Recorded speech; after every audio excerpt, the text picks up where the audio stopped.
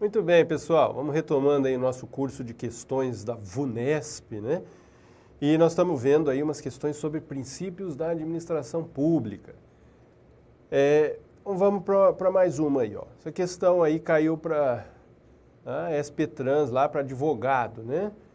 Da área trabalhista. Vamos ler.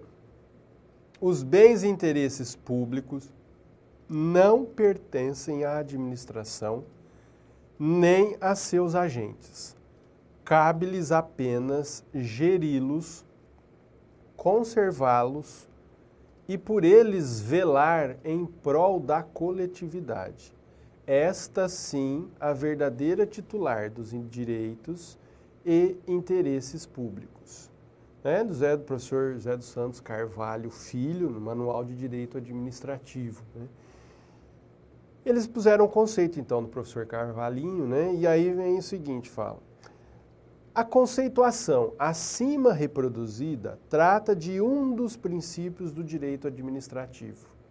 Assinale a alternativa que contém um princípio que corretamente representa essa conceituação doutrinária, né? Você vê que ele está falando, ó, que bens e interesses públicos não pertencem à administração enquanto pessoa jurídica, né, nem a seus agentes. Só cabe a eles geri-los, conservá-los e velar em prol da coletividade. Essa é a titular dos direitos e interesses públicos. Não é? Na verdade, que princípio que ele está falando aí? Isso daí é o chamado princípio da indisponibilidade do interesse público, a letra C. Né? Por quê, gente? Lembrar do seguinte, até nessa concepção dos princípios, é importante para a gente relembrar que existem, principalmente na segunda lição do professor Celso Bandeira de Mello, que é um dos grandes estudiosos dessa seara dos princípios da administração pública. E aí nós temos assim, ó, tem dois princípios que são considerados princípios essenciais do direito administrativo. Porque, na verdade, o raciocínio que se faz é o seguinte, é como se existissem dois polos, dois lados, de um lado e de outro lado. De um lado, eu tenho a força que a administração pública tem que atuar, ela tem que impor o interesse público, então ela precisa de força, ela precisa de ter prerrogativas. Por outro lado, ela tem que ter limites. Ela não pode atuar a seu bel prazer. Ela tem que ter limites, ela tem que ter sujeições. Essa relação é chamada aí a doutrina de bipolaridade do direito administrativo. E disso surgem os dois princípios que dão sustentação ao regime jurídico administrativo inteiro. A supremacia do interesse público, supremacia do interesse público e o princípio da indisponibilidade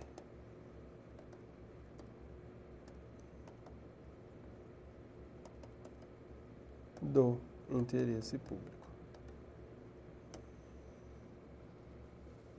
E aí, desses dois, em princípio, né, o da supremacia, que significa que havendo um conflito entre interesse público e interesse particular, vai prevalecer o interesse público. Mas no caso específico da indisponibilidade, que é o objeto da questão aí, precisa lembrar o seguinte, bom, de acordo com esse princípio, o interesse público é indisponível. O interesse público é indisponível. Por que ele é indisponível? O professor Carvalho fala lá, não pertence nem à administração enquanto pessoa jurídica, ao município, ao Estado, né? E nem ao agente público. Eles estão ali provisoriamente, até é próprio da República a transitoriedade. Então, eles estão ali. Quem é o titular é o povo, a coletividade, a sociedade. O bem ali é de todos. Então, o interesse público não pode se dispor. Por isso que ele não pode, por exemplo, perdoar a dívida das pessoas. Ele não pode sair doando os imóveis públicos assim que ele quiser, né? Vendendo. Ele tem assim amarras, ele não faz o que quiser o administrador. Então o interesse, o que na verdade ele tem que fazer? Ele tem que agir para buscar o interesse público. E como o interesse público é indisponível, ele não pode nunca dele se afastar. E sempre que ele tiver a chance para buscar o interesse público, ele tem que agir. Ele tem que atuar buscando o interesse público. Ele não pode deixar de fazer. Então, se um fiscal, por exemplo, tem a chance, a oportunidade, ao constatar uma irregularidade aí num restaurante, por exemplo, ele tem o dever de agir para quê? Para tomar uma medida e salvaguardar o interesse público em razão daquela consulta. Ele não pode livremente, eu vou fazer, não vou fazer, porque o interesse público não é dele, ele não pode dispor, ele não pode abrir mão, ele não pode deixar de fazer por conta de caprichos pessoais ou outros motivos que sejam aí, né? O importante é que ele atue sempre na busca do interesse público. Isso é a indisponibilidade do interesse público. Então, por exemplo, por isso que para vender imóveis públicos, não pode vender. Para vender tem que ter o quê? Tem que ter uma lei autorizando para vender um imóvel público. A ideia é até o quê? Condicionar, para não ficar na gestão exclusiva ali do administrador. Da mesma maneira, o administrador, eu dei aquele exemplo de perdoar a dívida, que é comum, às vezes, vão pedir, o prefeito não pode, fala, vocês não precisam mais pagar IPTU, está tudo liberado, o dinheiro não é dele. Mas é bom você fazer graça com o dinheiro dos outros, não é? O dinheiro é de todos, não é dele. Então ele tem que fazer o quê? Ele tem que sentar lá e não faz mais que obrigação de gerir todos os recursos públicos como um representante do povo que está ali, mas e não como sendo dele. Por isso que, às vezes, muitos empresários que, ao assumirem a gestão pública, acabam tendo problemas com a justiça, problemas com os tribunais de contas, porque trazem a concepção da administração privada para a administração pública. E você vê que nem tudo se aplica, que a administração pública tem um regime jurídico bastante rígido. Em razão disso, o interesse público não é de quem está lá, o interesse público é do povo, o próprio nome diz. Então não se pode abrir mão dos bens públicos, você não pode usar os bens públicos do jeito que quiser, pode usar o dinheiro público da maneira que entender. O prefeito não manda nisso, ele está gestor ali. Essa é a concepção que teria que ter, para que muitas das condutas aí que nós vemos nos noticiários parassem de acontecer, se tivesse essa concepção, essa nítida dicotomia, separação entre o que é público e o que é privado. Ele está ali gerindo, mas o interesse público é indisponível. Lembrando então que esse e a supremacia são dois princípios de sustentação do regime jurídico administrativo. Desses dois, de acordo com essa teoria aí, que é repetida por Celso Antônio Bandeira de Mello, que o seu pai já também falava, Oswaldo Aranha Bandeira de Mello, que os demais princípios são decorrentes desses daí. Tudo bem? Então é a indisponibilidade. Não é a autotutela, que a autotutela é aquele da administração se autocuidar, da administração ela própria anular e revogar seus atos. Não é da eficiência, que a administração tem que agir, otimizar, buscar os melhores resultados com os menores custos possíveis. Proteção à confiança, que é um dos aspectos da segurança jurídica, por exemplo, é o que foi um dos fundamentos adotados para o STF mudar o posicionamento dele quanto à nomeação dos candidatos aprovados em concurso público, e o princípio da precaução, que na verdade aí ele é usado mais na esfera ambiental. Aí, então a resposta fica a letra C dessa questão número 3 aí da VUNESP. Beleza? Ficou bonitinho meu desenho, né? Gostaram? Vamos para a seguinte. Quarta questão aí de princípio, também um concurso para advogado aí da Desenvolvesp, né? Lá em São Paulo. Muito bem. O que nós temos aí? Desenvolve São Paulo, mas juntando aí fica esse nome esquisito, né? Desenvolvesp.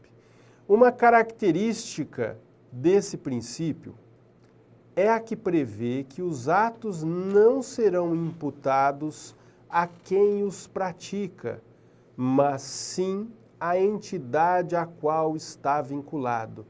Trata-se do princípio da A, impessoalidade, B, isonomia, C, publicidade, D, eficiência e moralidade administrativa. Muito bem, qual o princípio que é aí, gente? Essa daí vocês já vão lembrar de cara, né? Os atos são imputados à entidade a qual está vinculado e não a quem os pratica. Na verdade é o quê? O princípio da impessoalidade, né? O princípio da impessoalidade. Então, em relação ao princípio da impessoalidade, precisa lembrar o seguinte. Vamos colocar aqui, ó. O princípio da impessoalidade, ele tem dois sentidos, ele pode ser visto em dois aspectos. Um primeiro aspecto é ser impessoal. E primeiro assim, você lembra assim, ó, quando você fala em impessoalidade, você busca, o que é ser impessoal? No seu dia a dia você sabe, ó, ser impessoal é ficar equidistante, não ser parcial aí com ninguém, né? Mas e o que é a administração ser impessoal? A administração ser impessoal, você pode olhar de duas formas. Ela pode ser impessoal em relação aos administrados e ser impessoal em relação aos administrados significa o quê? Que vai ter que sempre buscar a finalidade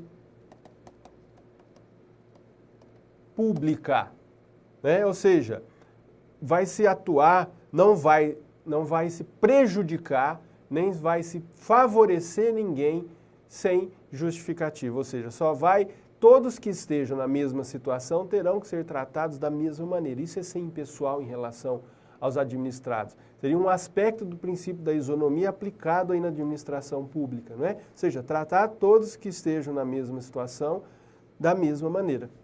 Então, ser impessoal em relação aos administrados é isso. Uma aplicação desse princípio, por exemplo, dessa acepção, é por isso que faz concurso público, por isso que tem licitação. Você está sendo impessoal. Quero contratar, mas eu escolho quem? Quem passar.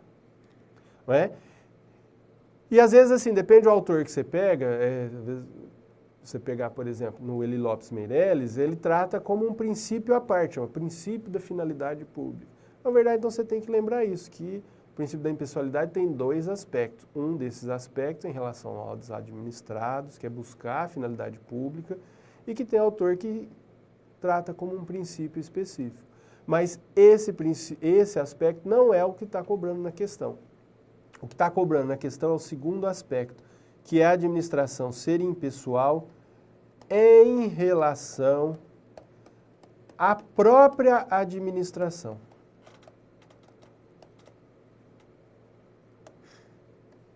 Fala, mas e o que é ser impessoal em relação à própria administração? Isso é o que fala lá no enunciado. O quê? Quando um agente público atua e pratica um ato, não é ele, pessoa física, que fez aquele ato. Então, quando vai lá um fiscal interdita o lugar, não é esse fiscal que fez. Ah, não foi o João da Silva que interditou o lugar. Quem interditou foi quem? Foi o município. Porque ele trabalha na vigilância sanitária, que é um órgão daquele município, que é a pessoa jurídica.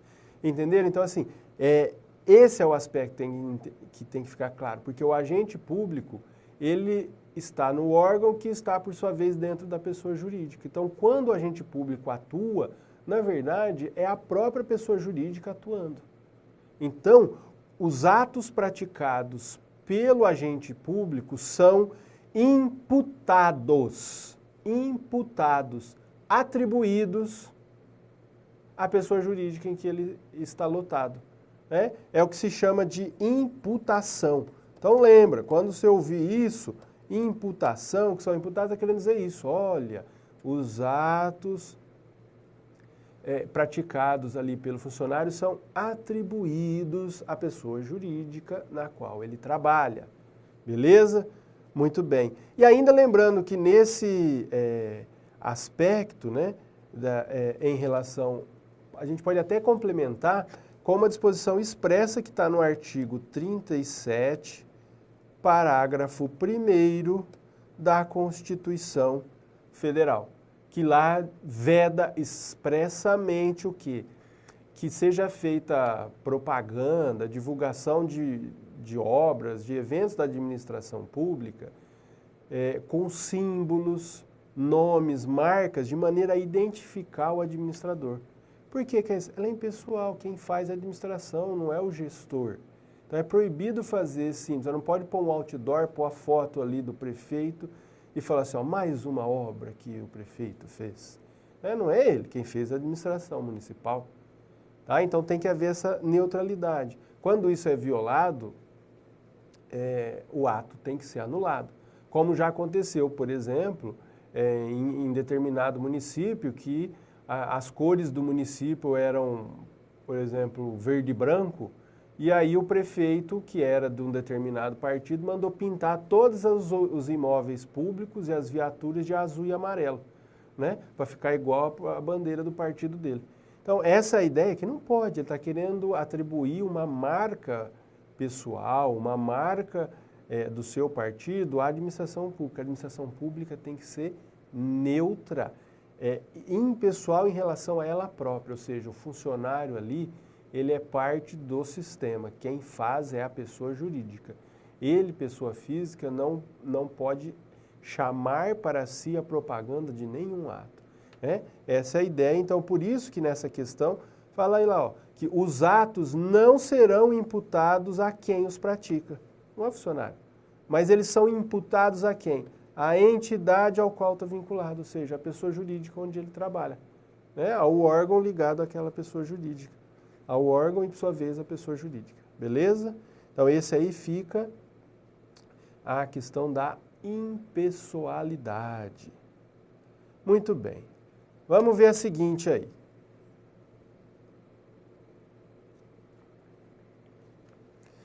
Essa questão aí, a quinta, a VUNESP fez para o concurso de defensor público, né, no Mato Grosso do Sul.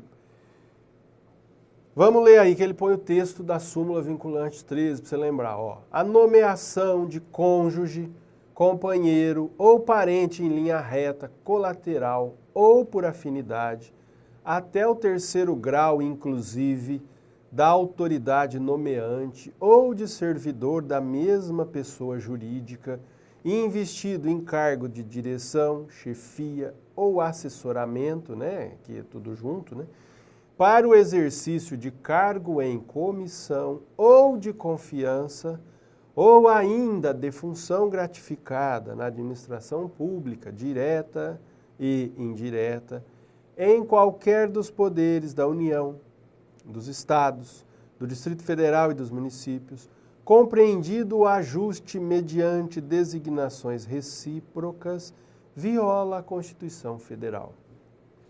Este é o teor da súmula vinculante número 13 do Supremo Tribunal Federal, editada com base no entendimento de que não é necessária a edição de lei formal para que seja vedado o nepotismo, pois este decorre diretamente de princípios constitucionais, sobretudo do princípio da impessoalidade, eficiência, publicidade e de moralidade.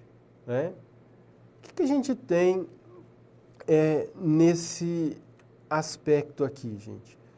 Para lembrar o seguinte, essa súmula vinculante 13, esse tema um tema bastante relevante, mas tem que ficar bastante claro do seguinte.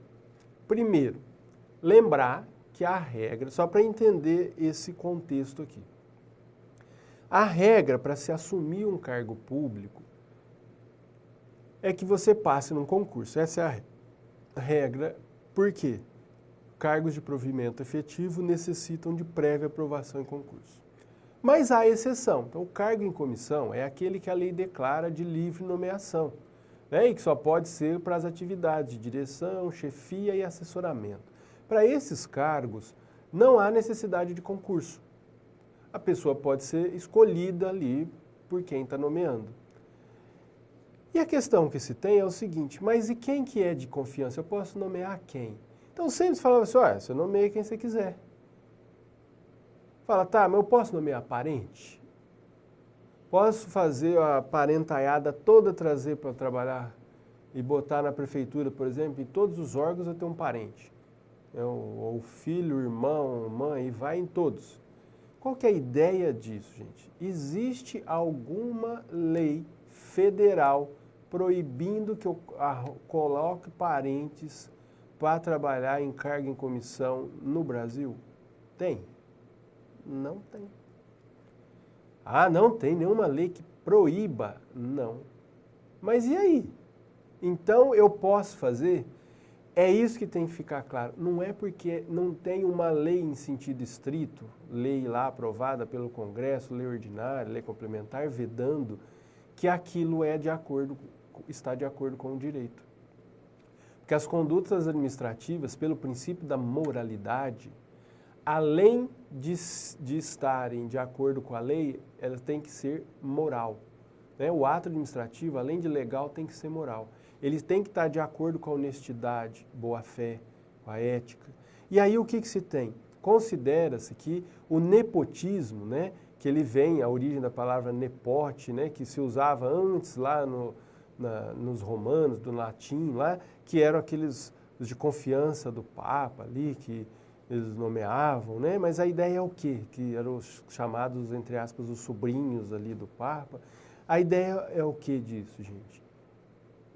Ah, não é proibido legalmente? Pode até não ser no sentido estrito, mas é uma conduta odiosa que afronta a moralidade, né? Afronta também a impessoalidade, não é só afronta a impessoalidade, mas o principal argumento para o STF é que afronta a moralidade.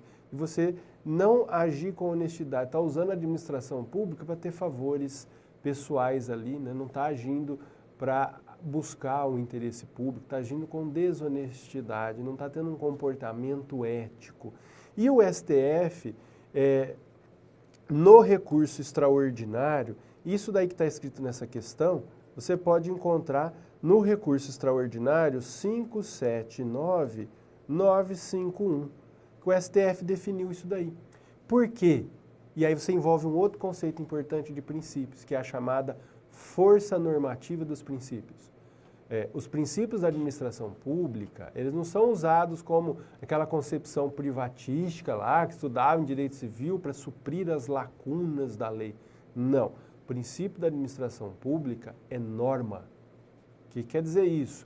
Ele determina um comportamento, ele é de obediência obrigatória pela administração pública e por todos. Então, até a lei tem que se curvar um princípio. Se aprovar uma lei que viola um dos princípios constitucionais da administração pública, essa lei vai ser inconstitucional por violar o princípio, né?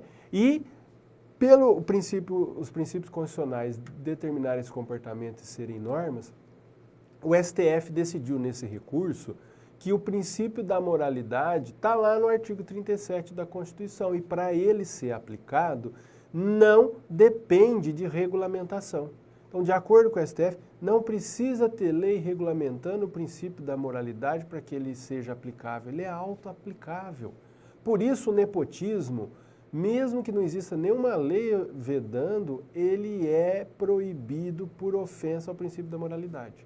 E, inclusive, com base nisso, a jurisprudência sempre ia no sentido de vedar o nepotismo, o STF, para pacificar a questão aí, ele editou essa súmula vinculante 13, que aí por ela ele veda o nepotismo nas situações que elenca, e isso é de obediência obrigatória para a administração pública inteira. né? Porque a súmula vinculante, ela tem essa própria natureza que o nome diz, ela vincula, amarra a administração pública. E por ela você vai lembrar, né? Já aproveita e vê.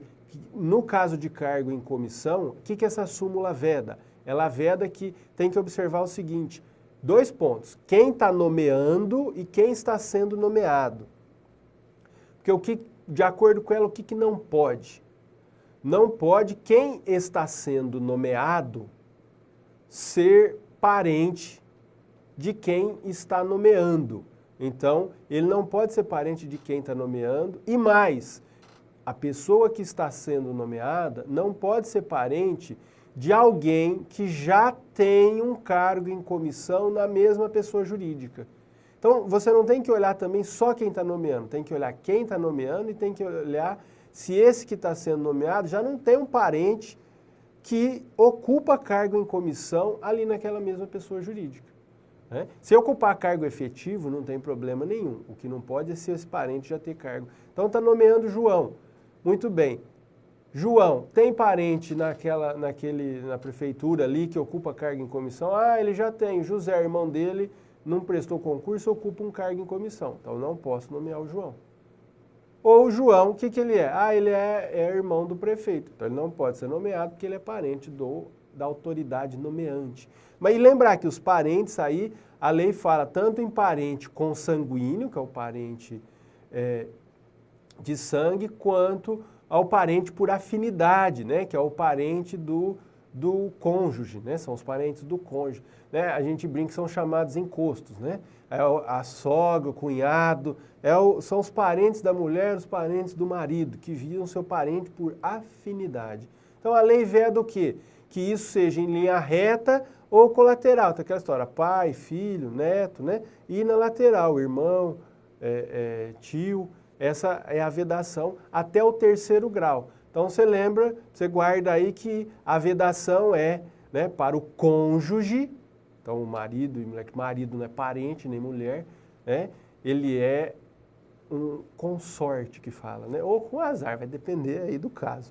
Mas é o que? É um contrato, né, que é feito. Então você tem o cônjuge e os parentes consanguíneos ou afins em linha reta ou colateral até o 3º grau, inclusive. Então você faz o sinal da cruz, ó, em linha reta, os parentes ou colateral, e você pega os encostos e traz para cá também, que são para as afinidades. Até o 3º grau, inclusive. Né? Então não pode aí ser nomeado para o cargo em comissão. Mas é isso aí, uma outra hora a gente conversa mais assim, detalhado dessa súmula vinculante. Que o importante para resolver essa questão é lembrar então que o nepotismo afronta sim diretamente um princípio que é o princípio da moralidade, né? Que é a letra D dessa questão número 5 aí, princípio da moralidade. Não quer dizer que a impessoalidade não seja afrontada também, viu gente? Mas você vê que eles estão tratando na questão com base na posição do STF, que o STF tratou do princípio da moralidade e é aquele que afronta aí diretamente, né? Também nós vamos ter o da pessoalidade, mas o da moralidade é o que é considerado o principal exemplo de violação ao se ter o nepotismo, de ter a parentalhada toda aí na administração pública. Ok? Beleza? Vamos parando por aqui, até daqui a pouco.